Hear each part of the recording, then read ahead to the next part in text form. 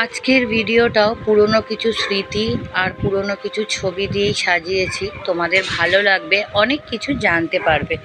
তার আগে বলি সবাইকে অনেক অনেক ভালোবাসা জানিয়ে ভিডিওটা শুরু করলাম।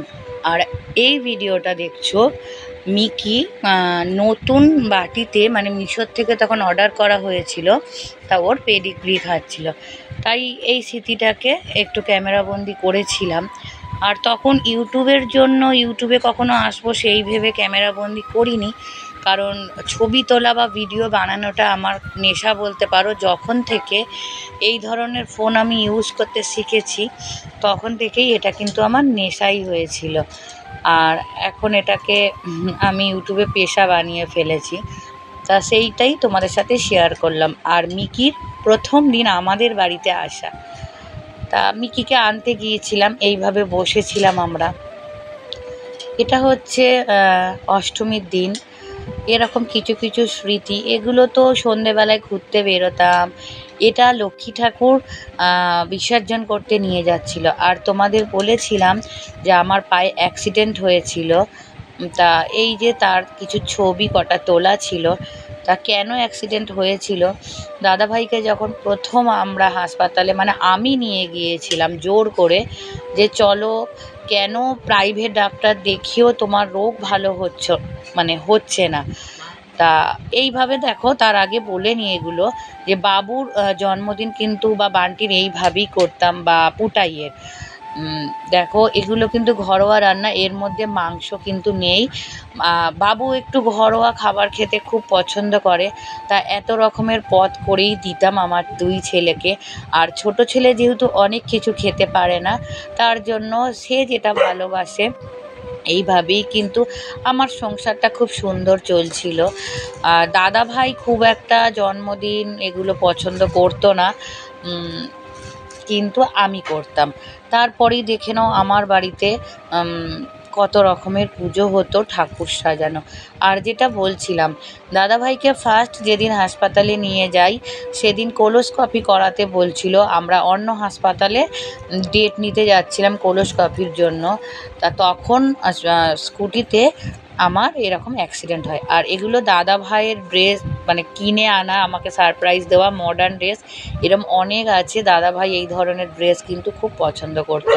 তা ড্রেসটা এখনও আছে, আমি পরি না, আমার ঠিক ভালো লাগে না, কিন্তু দাদা ভাইকে দেখানোর জন্য দুবার পরেছিলাম। তা হাসপাতাল থেকে বলে নি, আর কি বলবো বুঝতে পারছি না, এখানে ছবিতে একরকম হচ্ছে। আচ্ছা, অ্যাক্সিডেন্টের কথাটা নয়, আমি পরেই বলছি। তা এইভাবে দেখে নাও আমার বাড়িতে জন্মাষ্টমীতে গোপাল সেবা হতো। এটা হচ্ছে ধনলক্ষ্মীর পূজা করতাম কালী পুজোর দিন, আর জন্মাষ্টমীতে গোপালের পূজা হতো ধুমধাম করে। এটা আমার বাবার বাড়িতে কালী পুজো। তা এইভাবে না ঠাকুরকে আমরা শাড়ি পরাতাম। আর এইটা কিন্তু দাদা ভাই আর আমি মিলে শাড়ি পরিয়েছিলাম প্রথম বছর, যখন পাথরের মা আনা হয়েছিল। তারপর থেকে চৈতালি আমরা সাজাতাম, এরকমভাবেই মাকে কিন্তু প্রত্যেক বছর সাজাতাম। আর এগুলো হচ্ছে সোমবার সোমবার আমার ভোলানাথকে পুজো করা হতো এইভাবেই কিন্তু। তার মধ্যে তো শ্রাবণ মাস আছে, নীলষষ্ঠী আছে, এইগুলো তো থাকতোই, পুরোহিত আসতো। আর যেগুলো আমরা প্রতিদিন সাজাতাম সেগুলোই ছবি তুলতাম। আর বাড়িতে আমাদের পুজো আচ্ছা নিয়েই চলতো প্রতিদিনই। সব রকম পুজোই হতো, গণেশ পুজো হতো, গোপাল পুজো হতো, তারপর মানে জন্মাষ্টমী হতো, সরস্বতী পুজো হতো, লক্ষ্মী পুজো হতো, অনেক লোকজন খেত। অনেক বড় বড় আমার বাসনপত্রও আছে, পরের ভিডিওতে নিয়ে আসবো, সব তোমাদের সাথে শেয়ার করব। আর তোমাদের ভোলানাথকে কিন্তু আমরা দুজনে মিলে সেবা করতাম, কিন্তু সাজানোর দায়িত্ব দাদাভাই নিয়ে নিত। দাদাভাই বলতো আমার বাবা এটা। আর এটা জগন্নাথ দেব আমাদের পুজো দেখে উপহার দিয়েছিলেন এক দাদাভাই, জগন্নাথ দেব পুরী থেকে এনে। তা এইভাবে কিন্তু আমি ফেসবুকে ভিডিও এবং ছবি ছাড়তাম প্রতিদিন। তা না ছাড়লে তখন ফোন করতো অনেকে মেসেঞ্জারে, বলতো আজ তো পুজোর ছবি দিলে না। তা তখনও কিন্তু আমি, আর এই যে দেখছো কোষাকুষি, এটা কিন্তু পুরোহিত মশাই সোমবার সোমবার এসে, যেহেতু আমার বাড়িতে প্রতিষ্ঠা করা শিব ঠাকুর, তো পুরোহিত মশাই আসতো, এইভাবেই বেশ ভালো ছিলাম জানো তো। ঘুরতে যেতাম, হয়তো অনেক ভালো খাওয়া দাওয়া, অনেক বড় বড় জায়গায় ঘোরা ছিল না, বা অনেক সাজ পোশাক তা ছিল না, কিন্তু তার মধ্যেও কিন্তু যতটুকু ছিল আমরা ততটুকুর মধ্যেই খুব ভালো ছিলাম, খুব সুখী ছিলাম।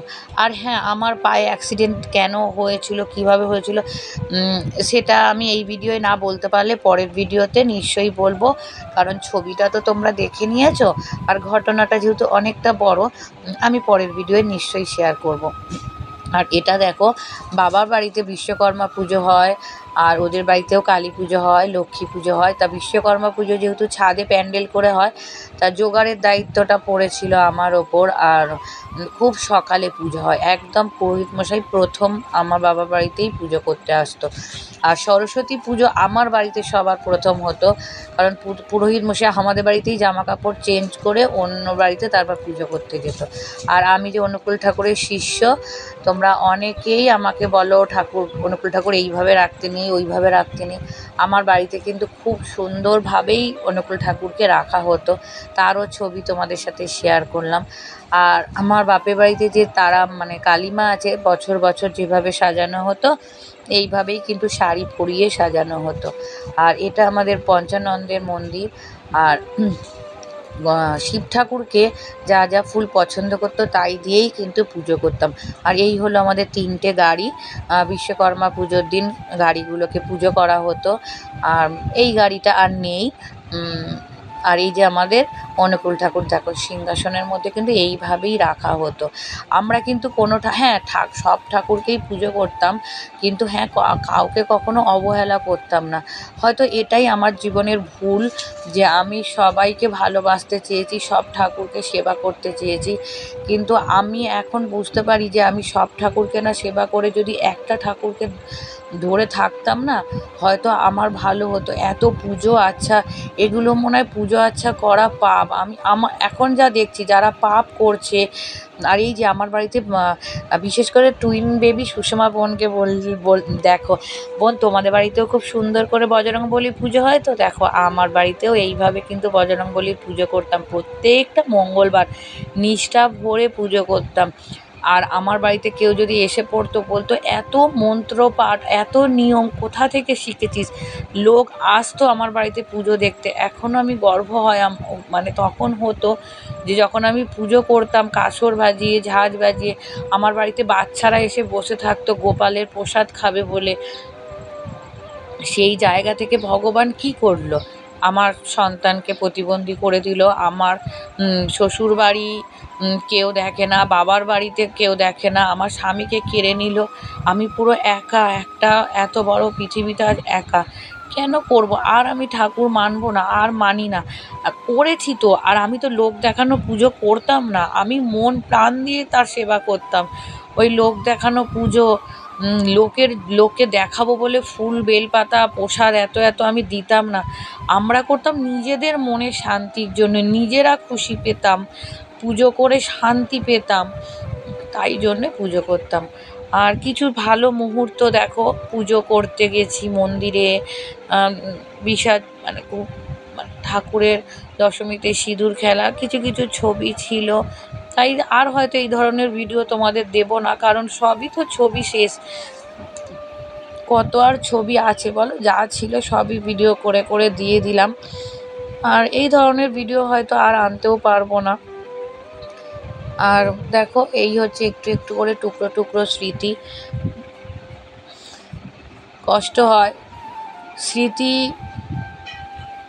ঘাঁটলে কিন্তু কষ্টও হয়। আর এটা আমি আর আমার ভাইজি, আমার তো খুব কষ্ট হয় জানো তো, যত ছবিগুলো দেখি। আর এই যে বজরংবলী খুব মানতাম, আমরা দুজনে খুব মানতাম, মন্দিরে যেতাম দাদা ভাই আর আমি পুজো করতে, মন্দিরে গিয়ে বজরংবলীর পুজো দিয়ে আসতাম। আর ভোলানাথকে রাজকুমারের মতন সাজাতাম।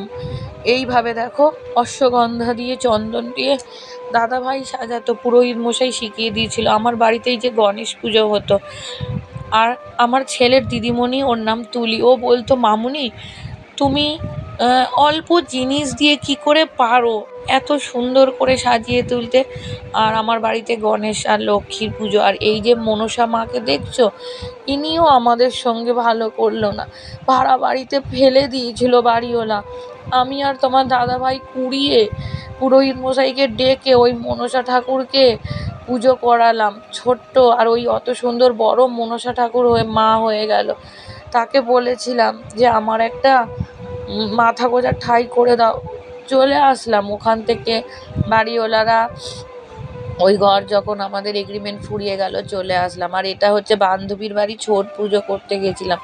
কোথায় না মানত করেছিলাম ছেলের জন্য, দাদা ভাইয়ের জন্য, কোন পুজো না করিনি, সব পুজো করেছি মন থেকে উপোস করে না খেয়ে। সবাই বলতো এইরকমভাবে না খেয়ে থাকিস না, আমি বলতাম না গো, ভগবানেরই তো সেবা করছি। সব থেকে কষ্ট লাগে ওই মা মনসার ওই গাছটাকে ছুঁড়ে ফেলে দিয়েছিল বাড়িওয়ালারা, পুজো করবে না। আমি তুলে নিয়ে এসে পুরোহিত মশাই ডেকে ইট দিয়ে মাটি দিয়ে ঘিরে সব কিছু আমার জোর ছিল, দাদাভাই না বলতে পারতো না। আমি যেটা জোর করতাম এটা করবো তো করবো, সে আমাকে একটা জিনিস কী বলতো, সে আমাকে সবসময় সাথ দিত যে হ্যাঁ মানা করো, আমি আছি। দাদাভাই পিছনে থাকতো, কিন্তু পুরোটা করতাম আমি। কোথায় একটা গাছ কাটা, কোথায় পাঁচিলে উঠে কিছু করা, কোনোটাই আমি আমার মোটা শরীরের জন্য কোনোটাই কিন্তু আমি বাদ ছিলাম না। মানে আমি সব কিছুই একটা ছেলেদের মতন কাজ করতে পারি বা পারতাম। হ্যাঁ, এখন আমার মনের জোর, শরীরের শক্তি সব কমে গেছে, কারণ আমার ভালোবাসাটাই তো চলে গেছে। তা এই কটাই স্মৃতি ছিল। আর অ্যাক্সিডেন্টের ঘটনাটা আমার কিভাবে হয়েছিল আমি পরের ভিডিওতে আবার ওই ছবিগুলো দিয়ে তোমাদেরকে ঘটনাটা শোনাবো যে কিভাবে অ্যাক্সিডেন্টটা হয়েছিল, আর অ্যাক্সিডেন্টের পর দাদাভাই আমাকে কিভাবে বাঁচিয়েছিল। ও অসুস্থ আর আমার অ্যাক্সিডেন্ট, কিছু কিছু মানুষ আমার থেকে শুনেছো, জানো। আর যারা জানো না, এই ভিডিওটা আমি কথা দিলাম নিশ্চয়ই নিয়ে আসবো, কারণ আজকের ভিডিওতে বলতে গেলে অনেকটাই বড় তো ঘটনাটা। আর এই যে আমি সেলাই স্কুলে যেতাম, বাসের জন্য বসে থাকতাম, কিছু কিছু ছবি, দাদা ভাইয়ের ছবি, এই হলো স্মৃতি। সবাই ভালো থেকো, সুস্থ থেকো।